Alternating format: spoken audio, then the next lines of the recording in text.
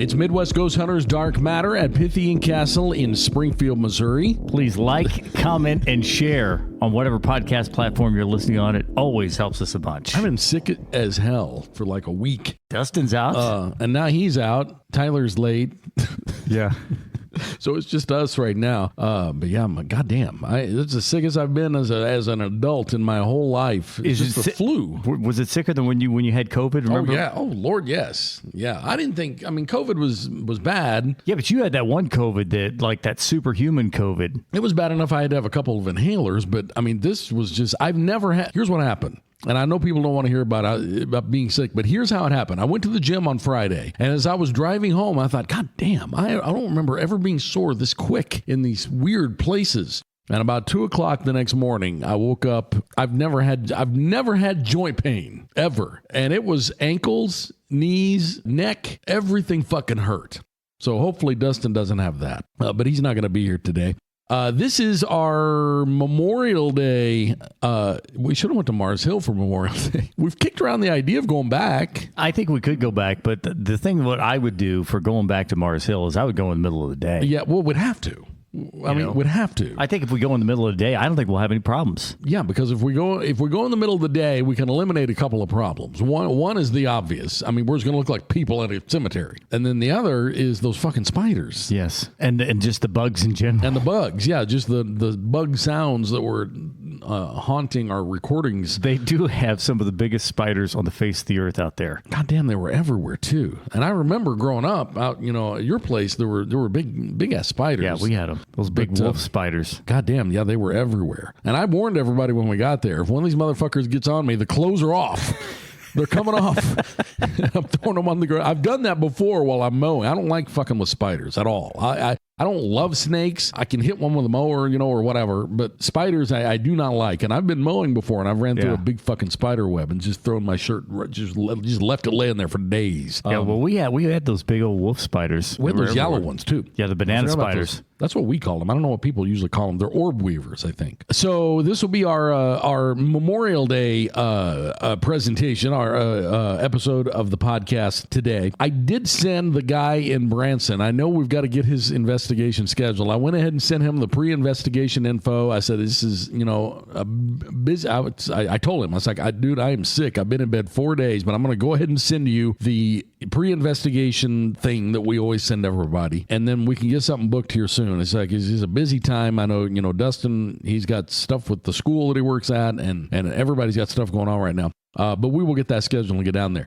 So you've been researching over the weekend some like Memorial Day themed One of the things that I always thought was interesting is you always hear a lot of stuff about Civil War battlefields here. I mean, we hear stuff about Wilson's Creek battlefield, in that area. Mm-hmm. We've heard those kind of paranormal stories for years. Gettysburg is a good one, yeah. But I didn't ever really hear a lot of stuff about World War II. And I thought, as many people as died, as horrible a conflict as that was, with concentration camps and there was so much evil with World War II. There has to be some paranormal stuff going on with that. And sure enough, there is, particularly if you look at Honolulu and the Pearl Harbor area. There's a lot of paranormal stuff. I haven't been there. I have. I've been. Now, some of the stuff that they talk about for this could easily be the pareidolia thing that you're always talking about. When it goes out and says that you go out and you stand on the memorial and you look down and you see the sunken ship in the harbor, you get a strange feeling. Well, I don't know that that's paranormal as much as it's just sympathy for human beings who lost their lives there. I mean, it's a very somber place. If you've never been to see the memorial in Hawaii, it's really incredible. It really is amazing. But there are other stories that travel with that. One of the things that I really got to looking at, one of the more recent ones, and it was included in the thing I sent you, was a lady was taking a picture of the sunken ship, and it comes up and it looks like a face that's in there. I think you got to be careful on any sort of these photos like this, because you got to think about the number of photos that are taken of that ship every single year. At some point, you are going to have a photo where the ripples in the water and the light are hitting just right to create that kind of an image. There's a very famous one. That's what I was just looking up. of that. It's from the SS Watertown. Oh yeah, here's the famous picture that people supposedly get of these two dudes, the mustache dudes. Okay, see, that's a little different one than the one I sent you that's in that article from Pearl Harbor. It's a little different deal. That I thought was kind of wild. The feelings they talk about people, visitors getting, I thought was wild. But the stuff that really piqued mine was whenever I ran across a podcast from a guy who was in the Marines, and he started telling stories about Pearl Harbor from the military guy's standpoint. Now, military guys are people that are not going to just come in here and make stuff up, because if they say, hey, this happened, then I'm going to put a lot of credence with that. One of the guys talked about being on a submarine, and they were in the Pearl Harbor area, and as they're coming into that area, he sees a guy inside the submarine in an out-of-date uniform, like a World War II era uniform. Is that the one that you said Taps did? Because Taps was there. They did a submarine one time that was associated with World War II. It was a good one. It was a really good episode. Well, it could be. This could be. Taps was there and has done investigations of this base area there at Pearl Harbor. So it's entirely possible it was. But what happened? This sailor sees a guy on a submarine in an out of date uniform. Now, you can't just walk into a submarine. There's no way to do that. Right. So I mean, it's not like there's a back door. Right. This is a controlled area, and he sees the guy walk through the bulkhead. So, I remember that and I may be talking out of turn here on the Ghost Hunters episode, but that was the point they made. It's like, this is a motherfucking closed off. It's a submarine. It's a submarine. There's one way in. And so they were talking about that, and then the guy that was hosting the podcast had served in the Marine Corps and was stationed there in Hawaii, and his job, he's one of the guys that clears the buildings if there's alarms. So he arrives his very first day on the job, and there's a motion detector alarm going off at 3 a.m. at the headquarters building. Yeah. So he goes to the commander and says, "Sir, we've got an alarm going off." He says, "Oh, they didn't tell you, did they?" And he said, "Sir?" And he said, "Don't worry about it. Just clear the alarm." And so he goes down there and he sees the guards aren't in the building. The guards are supposed to be inside the building in the front desk area. Instead, they are positioned outside, sitting on stools outdoors. Yeah. And he's like, what is going on here? And so in a nutshell, they tell him, well, we don't really worry about the motion detector alarms because they go off inside this headquarters area every morning at 3 a.m. And they do that because the headquarters area was the hospital/morgue area during Pearl Harbor. They talked about the things that would happen. You would have movement there. You would hear things on the stairs. You would hear voices. You would smell what smelled like a slaughterhouse smell. The blood situation, according to this podcast, was so bad at Pearl Harbor that they literally had to bring hoses in and wash the floor out. And it makes sense because of the bombing that had occurred there. You know, this was the base. This was the area they went back to. And, if you can set off a motion detector alarm on a military base, something is going on. And they couldn't get the guards to go in and stay in there inside. The military dogs would not go in the area. They said that this was a pretty common thing. And they said also that any of the buildings that had served as morgues, and apparently they had quite a few morgues there at Pearl Harbor, which I never really thought about that. I never really thought about the number of dead that they would have had to have been dealing with at the time. Oh, yeah. But apparently any of the buildings that had those had paranormal activity reported with them. And by the way, if anybody listening is going to Hawaii this summer, Honolulu Haunts is the website that I'm looking through. I think that's the one you sent too. Yeah, they've got a bunch of stuff there. Yeah, they got a bunch of stuff. And what I've been trying to whittle down here is the thing I get stuck on. We were talking before we started about the night marchers. What exactly is that? Well, because the Night Marchers was also on this podcast, and apparently what happened, the way this guy that was doing this podcast explained it was that Hawaii has had an incredibly violent past. The past is not just the Japanese bombing of Pearl Harbor. We're talking about the native tribes that were there would war, and they would go to war, and they were all incredibly loyal to their chiefs. And they've got these elements called night walkers, and the night walkers will still supposedly... Is it night marchers? Yeah, Night Marchers. I'm sorry. Yes, Night Marchers. Night Walkers sounds familiar too. Is that Star Wars? What the fuck is that? I don't know. I could have done something. But anyway, what happens with this is there were guys that were out camping. They were set up in their tent and they heard this drum and they heard the marching. They thought, well, it's got to be a dream. And then the next morning, a lady said, "Did you hear the Night Marchers?" And apparently that they were set up along the path. And the idea is that these guys are old native tribes that are still marching along. And these guys also show up on the military base situation there too. There is a tremendous amount of paranormal activity with the military bases we still have in Hawaii. One of the guys was talking about, I guess they've got some sort of a building over there that they use for training, and it's like they built a little mini town, and this is where you would go to train for Marines, SEAL teams, that kind of stuff, where they would learn how to clear buildings and things of that nature. They've got one of these set up, and this is a completely secure area, and all of a sudden they see these guys moving, dressed completely in black, moving super fast all across the base area. So, they call out to them, nothing answers, and so they go to try to clear it, and nothing is there. That is the Night Marchers, Night Walkers, whatever you want to call these things that are there in Hawaii. And that belief for those is that it is the natives. If there's one thing I hate, it's sounding stupid, and that's what I'm going to do because I don't know how to pronounce Hawaiian shit. I know Oahu. This Kauaiaho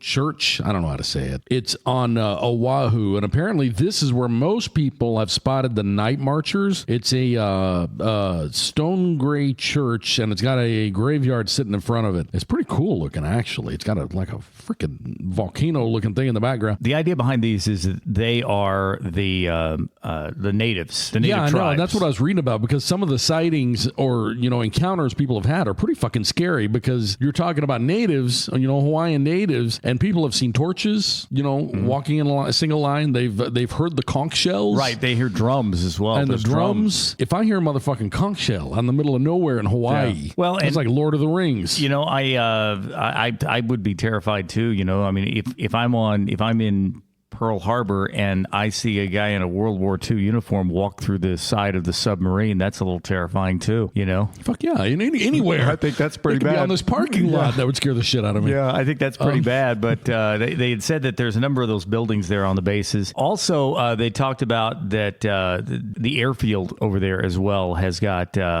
some issues, because there was an airfield that was shut down pretty soon after the Japanese bombings. I don't know if they just decided it wasn't worth redoing it or what happened, but it's an old airfield over there. They see a lot of paranormal activity there too. Hawaii's got a bunch here. Yeah. I mean, they've really got a lot going on as far as, paranormal. And it does have people think of Hawaii as a tropical, paradise, which it is, but it's got a pretty violent past. Pearl Harbor's one thing. You got the natives. I mean, hell, the whole thing was built on volcanoes. So, I mean, there's... Well, and that was one of the things the guy talks about in the podcast, is the fact that everybody has this mental image that the Hawaii is a paradise. And he's like, well, don't get me wrong. It's really, really nice. And if you're going to vacation somewhere, and I've been to Hawaii. We went to Hawaii on vacation. We rented a car and drove all over the islands. Island, not z. We drove all over the island. It's beautiful. It really is. It's a paradise. But it also has an incredibly violent and dangerous past. Now, was that the Daniel K. I don't know how to say it, in Inoue Airport that you were talking about? No, this is another. This is something like. This one has abandoned hospitals and all kinds of stuff. I'm trying to see if this one changed its name or something along the way. I've been to Pearl Harbor. I've seen all of this stuff, and it is cool. Part of the stuff that they talk about with this is you go there and you just get this feeling. Well, yeah, I mean, you should get that feeling. When you go out and you're looking at the memorials there at Pearl Harbor, and you look down and you see that sunken ship. This is no longer something you're reading about in history class. Now, right. All of a sudden, you realize that there are a lot of young guys that died there, probably between the age of 18 and 25. This ship turns over. They can't cut through the hull. They're alive in there for days and days until they suffocate or drown. And there was no way to cut through the hull of these ships. So when people say that they get a feeling when they're out there, you should get a feeling. So it looks like this I think this is the one you were talking about, because it was just renamed this in 2007. Before that, it was called the Honolulu Airfield, and it was the main airfield in World War II, and it's got about abandoned hospitals. It's got 4 main ghosts on it. The lady in waiting is one. Yes, that's it. Yeah, that's it. The choking ghost, I don't know what the fuck that. The shuttle rider and the bathroom prankster. He sounds fun. I would prefer that dude. Is he the kind that comes up and you shakes your shoulders while you're peeing? I don't know. You know what I'm talking about. Yeah, I don't know what that's going to be, you know? So the pee goes everywhere. Yeah. I don't know. So it's like, oh, you damn prankster, peed all over the walls. Peeing prankster. Honolulu Haunts, this is a good website. It's got, if you're going to Hawaii and you're interested in this stuff at all, I would highly advise you look through this. And like I said, I don't know if this is specific to like Oahu or one island or just the whole, state, quote unquote, of Hawaii. I do think that the military ones I thought was really interesting, and I thought it was interesting that one of the things that the guy doing the podcast had talked about, that he was there and he experienced most of what everyone talked about, the alarms going off. He heard the sounds. He was inside, heard people walking, heard the voices. He heard all of that the very first night he was there. He said he had never experienced the smell, and the smell supposedly, not to be too graphic, but it's a slaughterhouse type of smell. Yeah. And if you were in a World War II hospital in that dramatic sort of a situation with that many injuries, I think that would be a pretty accurate smell. Oh yeah, that iron, blood smell is, yes, you can't forget it. Looking through here, I wanted to learn more about the bathroom prankster, and I did. And that's exactly what he is. He mainly does his stuff while the custodians are cleaning the bathrooms at, I think, that airport. So toilet paper flies off the roll. Toilets start flushing one after another. So he's just exactly what his name says, a bathroom prankster. Yeah, at the Hawaii airfield. I don't know. This is cool stuff. So yeah, if you're planning a family vacation to Hawaii this year, HonoluluHaunts.com has got a lot of this stuff on there. See, I wouldn't think that they would allow you to tour the military base area, though. I would think that that's probably shut off, because according to this podcast, the building. What is the podcast again? I sent it to you. It's. I saw that. We should probably give reference to him on that. But, yeah, that's what I was looking for. According to, and Chris is looking this up right now, but according to him, the main headquarters for the base in Hawaii is the building that was the hospital and / morgue and everything else, which I'm kind of amazed at that. I would have thought that building would have been replaced long ago, because you're looking at a building that's going to be 100 years old. Yeah. But according to him, it's still very, very active and things of that nature. And that was one of the most active places. And to me, if you're looking at something like that and you're looking at a building that's going to be very secure because it's on a military base, so people can't just be wandering in there. And if you've got alarms that go off almost every single morning at 3 a.m., I don't know what the importance of 3 a.m. would be. I don't either, but a lot of people claim that there's an importance to it, and I don't know if it's humans have applied importance to the 3 a.m. thing, because people I've heard everything from it's 3, mocking the Holy Trinity, to that just being the witching hour between 3 and 5 a.m. or something like that. According to this guy on his podcast, it went off almost every single morning at 3 a.m. And the importance of this is you're talking about U.S. military security here. So you've got motion detectors, and it happens so often that they didn't feel the need to go in and clear the building. And that, to me, says a lot. Yeah, Wartime Stories. That is that's the podcast that you're talking about. He is a guy who served, I believe he was in the Marines. This is a guy who would be very, very credible, and then he tells stories from other service members. What was the link you sent? I was reading about it last night, about the ghost Charlie. What you're talking about is Ford Island, and Ford Island is an area that I really had never heard a whole lot about. I haven't either. It's an area that was also destroyed. It was my understanding that during the attack, they came in and they knocked out the base at Pearl Harbor. But according to this, there was also a tremendous amount of damage done at a place called Ford Island. And they've got electronics that switch on and off. They see dark shadows. And it was the Ford Island airstrip. Now, is that the same? That's what I'm wondering, if that's not the same one that I was just talking about without realizing it. But it could be. I'm not sure. I don't know. I just remember when I was reading through these last night, reading about Charlie, the playful ghost. Yeah, he turns on water faucets and stuff like that. Walks around with heavy footsteps, doors, opening, closing by themselves, radios turning on and off, jingling keys. I don't know. What does that mean? He's like a custodian type? I don't know. Says that residents have overheard moaning, like injured in pain. They hear the sounds of heavy boots running, which would make sense. To me, that would be a residual. See a lot of just different ghosts wandering the island. It's in the center of Pearl Harbor. I wonder if that's something that was only used by the military, and that's why that we don't know anything about it. It's one of these little, what do they call those? One of those inner islands on an island. Okay. So it's just a really, really tiny little island in Oahu, kind of in one of the...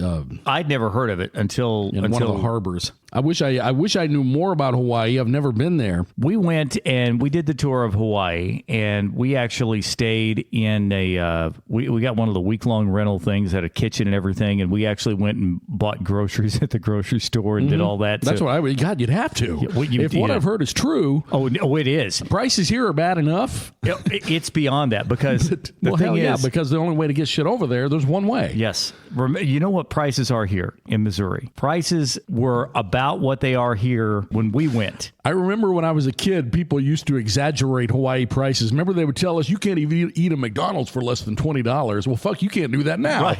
Here, no telling how much. That's exactly right, because that's what I remember. We went to the store, and this has been probably 15 or 20 years ago that we were in Hawaii. I just remember at the time when I went in to look, and we bought a box of Cheerios, and I remember thinking, that can't be right. I'm only getting one box, and it was so much higher. But it's a beautiful place. Well, if you think about it, price wise, I would expect the prices to be higher, because the shit's got to get there. Yeah, and it takes forever, by the way, to get to Hawaii. I mean, it took forever. That was the longest flight of my life when we were going to see that. Pineapples are very cheap, though. That's really cheap there. How long is the flight? It's over water for many hours. Oh, yeah. I want to say, and I could be wrong about this, but I want to say it was like 12, 14 hours, something like that. That's what I was thinking, 15 hours or so. I mean, over something the water. Depends on where you're leaving from. It's a long flight to get there. But it's a beautiful area. If you ever get a chance to go see Hawaii, go. We went, and I got a chance to tour the Battleship Missouri, which, by the way, it's so cool because Battleship Missouri is anchored right there at Pearl Harbor now. That's where the museum for the Battleship Missouri is set up. And you can actually walk on they've got a piece of the ship where that they signed the surrender for World War II, where Japanese the Japanese surrendered it. It's really cool if you're a history person to go and see that, because you get a chance to see where World War II started and ended are now both within the sight distance of each other, because it started when they bombed Pearl Harbor and it ended aboard the Battleship Missouri. That's pretty cool. It's a very cool thing. But I'd always figured that there had to be a lot of paranormal activity associated with it. I had never really heard a lot about the World War II stuff, but I thought that there had to be. And apparently a lot of that is centered around Pearl Harbor. Now, I don't know if there's other areas. I would think that the beaches in Normandy and stuff like that would also have it. I think, though, that a lot of the things they talked about, this guy talked about in the podcast, was the reason why that we know about all of the paranormal activity at the base in Hawaii is because it's a military base. He said it's staffed 24/7. Right. If anything happens there at all, you're going to know about it. It's not that there's not activity on a beach somewhere. He said that we just don't know. Are there lighthouses? Not that I remember seeing, but I'm sure they're there. The island itself, no, we didn't go to any military installations other than Pearl Harbor. And Pearl Harbor is still actually active. The military is still there and still has bases and stuff in that area. But we just went out to the memorials and saw that. And by the way, if you ever get a chance, you need to go see that. It really is something to see. Well, if anybody's going to be going to Hawaii this summer, we can live vicariously through you, those of us who haven't been there, including myself. Feel free to send us along any pictures or anything that you get while you're out there. You can send anything to us anytime on our email, contact@mwghosthunters.com. But I know every Memorial Day, and I usually don't mention it because I don't ever see anything usually in any of these pictures, but everybody hits the cemeteries, as we do. Right. And then we start getting a bunch of pictures of cemeteries on the email. People say, do you see that over there? And it's like, I don't see anything over there. Right. But fuck, I don't know. I may not be the best one to be receiving these emails either, because hell, they're going to be the most obvious thing in the world on a picture, and I sometimes I can't fucking see it. But this is the time of year when we start getting a bunch of those, and we at least get a bunch of cool pictures of Mars Hill type cemeteries that people visit, and they tend to send us those, which are always welcome. So well, and part of that is also, it's kind of like going back to the military base thing. The reason why that there's so much activity on this military base is because people are there. People are there to observe it, and there's now people going to cemeteries this weekend that normally don't go to cemeteries the rest of the year. Yeah, that's true. But yeah, if you any pictures you want to send along, if you do send a picture where you think there's something in it, will you be pretty descriptive when you send that? Yeah, that's the other thing too. Look at this. Well, because I don't what does know. That mean? Yeah, look at what do you see here? Don't send these. What do you see here? Because my answer to that every time is going to be, I don't see jack shit. Right. If you'll say, hey, look over here to the right under the tree, even outline it. Yeah, circle it if you can. What is it that we're looking for? Because anytime you send just a blanket picture of what do you see in this, my answer is nothing. I see nothing. That doesn't mean nothing's there. I just need a little more, point me in the right direction. But yeah, we usually get a lot of cool looking, people stretch their photography legs when they hit old cemeteries and start taking, artsy looking black and white pictures. And if you are if you're a paranormal investigation team, I would advise you, if you decide that you're going to do an investigation in a cemetery, and you actually see some of these done now on YouTube and everything else in the middle of the day, I think that's smarter to do that than trying to do them at night based off of what happened with us at Mars Hill. And I know, and I don't, because the first thing I was going to say to that is, well, if you find somewhere, that's remote enough, I don't know that it gets more remote than that fucking place. That's pretty fucking remote. Yeah. And we still got tracked down by people. And these guys, I think, were people that thought that we were out there trying to harm the cemetery. I don't know what the fuck these guys were. I don't know. I don't want to get off on Mars Hill again, but I don't. If we go back, we would probably go back during the day, so we just look like people. Right. I don't think there would be any problems at that point in time. And we've also proven with the bar we did. I can't think of the name of it. The tap house. Yeah, tap house. When we were down there and we did that bar, we proved that you can get fantastic you can stuff in the middle of the day. I saw that entity walking directly in front of it. It's the only time I've ever seen a full body apparition, to the point where I could not describe it to Dustin. Yeah, and Dustin saw it too. But I don't think there's really ever been any question that the paranormal activity, well, maybe there has. I don't know. That it can occur during the day. It's just cooler at night. Yeah. Oh, yeah. Look, there's no question that if you're wanting to have an awesome factor at night, it's a lot cooler. If you're going to talk coolness versus not getting a 12 gauge pointed at us, yes, I'll take that. Yeah. I'll take the not getting a 12 gauge pointed at us about every time. Well, and I think that if you go out, and I wouldn't do it this weekend. I wouldn't try that this weekend because those cemeteries are going to be very, very busy. But if you went some weekend in June on a Saturday or a Sunday afternoon in June, I think you could be out there for 3 or 4 hours and nobody is going to be there. I've seen some really good paranormal stories. These people who do, what are they called? Headstone rubbings? You know what I'm talking about? Where you lay the paper and you rub like charcoal. Yeah, I've seen that. Whatever those are called. There's a big group of people out there who do that. They go around to these different, cemeteries. They find different grave markers and they do these rubbings. I've heard some really good paranormal stories come from the middle of the day from these people who go out and do these. And I've seen it done, but what are they trying to get? Are they asking it questions, or what is this? Are you talking about the rubbings? The rubbing. All they're doing is getting a transfer of the image on the headstone onto paper. That's all they're doing. They're not doing any paranormal investigating at all. They're just laying paper. Hey, I'm not laughing at it. It's just but I've seen that done, and I was like, so you took a copy of, you can take a picture of it and do the same thing. And I remember doing this in like elementary school. We went up to a cemetery and we laid paper on it with a crayon and rubbed it, and you kind of see it show through. Right. But it's like, then what? Now what the fuck do I do with the this? thing I never understood about that is, why don't you just take a picture of it? I don't know. I mean, what's the significance of that? They like taking it along with them. For whatever reason. This used to happen a lot at the Vietnam Memorial Wall. in Washington. You would see that people I can roll see in if you do a rubbing of like your loved one's name. Yes, that almost makes sense. But these people are doing these rubbings on grave markers of strangers just because one looks cool. They're looking for. It's kind of like coin collecting. They're all looking for a certain coin. Well, these people are all out there looking for. I can't even pertain to know. Well, if you do go back and you look at the next time you are at a cemetery, if you'll go and look at the older parts of the cemetery, you can see that there was a different type of headstones that are done, and you can see how that changes throughout the years, and then it gets into like the 1970s and they all become this one type of stone, So apparently, according to Google, people do grave rubbings. That is what it's called, by the way, as a way of preserving the inscriptions of the tombstone. Many consider it a hobby.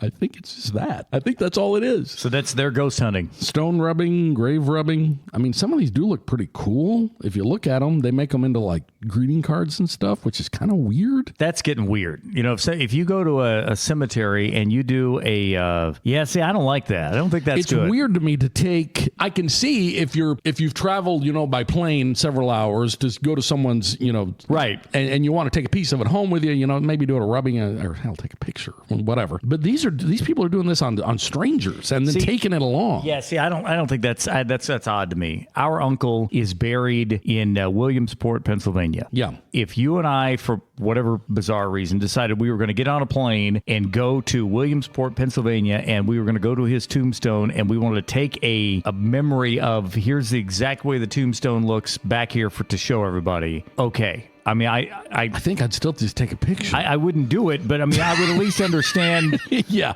I do too. If you want to just take a little piece of it with you, but yeah, this is a way of preserving history and a hobby. It's for hobbyists. They go out there and do these. So I don't know. Maybe this is something we're missing out on. We don't know. I don't know. Don't know anything about that one. I don't know. But if you do get any good pictures this weekend, I don't want to be morbid about it, but we get these anyway. People send them along anyway while they're out doing their Memorial Day stuff. You can feel free to send those along to us. You can email contact@mwghosthunters.com. And we'll have more Dark Matter next week from Pythian Castle in Springfield, Missouri with Midwest Ghost Hunters.